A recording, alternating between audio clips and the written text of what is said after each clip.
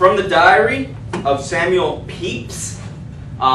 We do not do a lot of nonfiction in this class, so when we have the opportunity, we like to incorporate it. Historical documents, not just literary stories of adventure or Shakespeare stuff. It's nice to bring in nonfiction to really get a snapshot, first-hand account of what it was like of this particular time period. And so this really deals with two separate situations. The first is the Great Plague, and if you look at the year, it's 1665, and so this is the Restoration. Okay, this is the Revolution. The Civil War is done. Okay, the Charles is coming back, but it really focuses on what it was like to live through a plague, because we don't have movies.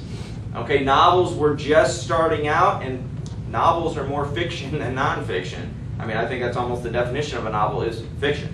And so a little diary, an excerpt, really shows you what it's like. But I find what really is interesting is if you look at the next page, it talks about the fire of London. There was a great fire, just like I'm sure you've probably heard of the fire through Chicago that really devastated a lot. Here we have those close, narrow alleyways. We have the thatched roof of wood and sticks, and can you imagine if a fire starts spreading how easy it is to take out a whole section? And so you get a first-hand account of, I can see the fire in the distance, not a big deal, I'm going back to bed, and then the next day, holy cow, it's even bigger and it's spreading, and look at how people are panicking and freaking out. So it's a nice little snapshot into the true account of what happened in Britain's history. Two big things, plague and the fire in the 17th century.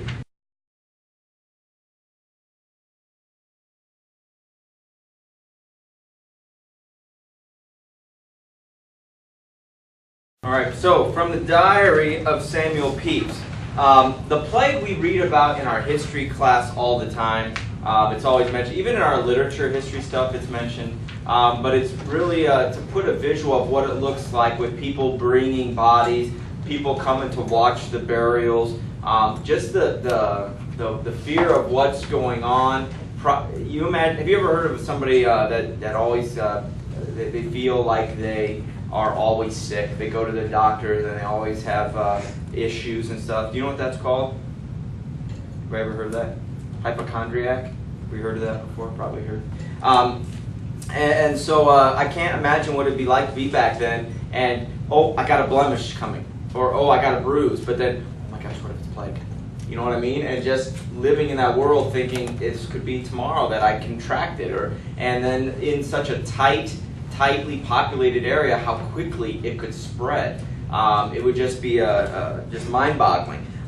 What I really enjoyed of this particular one, and I hope you did too, was the first-hand account of the fire. Look at the map there on that last couple pages, where they have a map of London with the Thames going through Thames, and you see where the fire took place and how fire starts and spreads. And we see this nowadays, even out in California with the drought, and you see wildfires and homes having to be evacuated. And so there were people back then who were doing the same thing. Carts were being pulled through, people were clamoring, moving, pushing to get out of the way.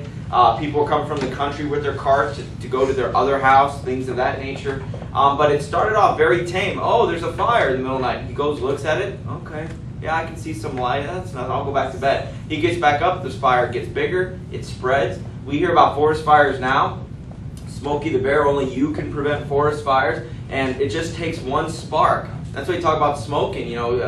Just dropping your cigarette could ignite something. Just one spark, one smolder, heat, and then boom, it starts. And we've seen, if you saw Bambi, you know how the trees explode and it gets really hot, and how it can jump from one to the next to the next. And it does that here with wooden houses. Even some stone, it got so hot, it bring down churches. It just explode. And people could lose their stuff. He was talking about running into some of his friends with just the little possessions that they could keep. Pepys was a very wealthy individual, and you saw that there at the end where he takes all of his gold and wealth and puts it in a cellar. So try to get it, I guess, underground so that I guess with tornadoes, don't we go down and want to get low? So hopefully the fire, it'll protect his wealth. But this is a wonderful nonfiction, one, because we don't get a lot of it, but two, it's very adventurous. You can see what's going on. These places that he mentions, if you were back then, if you knew the layout of London, which I do not, but some of these places, it would make sense to you. It's like saying, here in Fort Wayne, oh, well, at the mall, and then Jefferson Point, and all of these other places. Or in Chicago, we'll go into the Water Tower, or Wrigley Field, or U.S. Cellular. All of these different places people would know. And so when it talks about certain churches falling, you would have this vision, and it would be pretty traumatic and tragic.